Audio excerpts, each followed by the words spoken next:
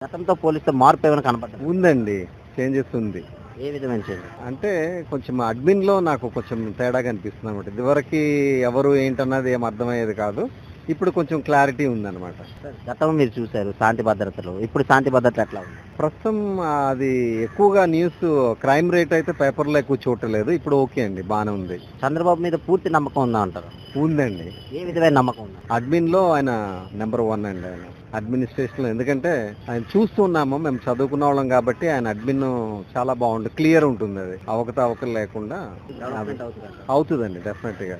అంటే కొంచెం టైం కావాలి. అవుతది.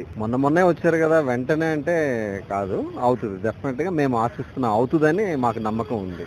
సార్ ఇప్పుడు గతంలో మీరు చూసారు. జగన్ పరిపాలనలోని ఇసుక దొరకలేని పరిస్థితిలో ఉండేది.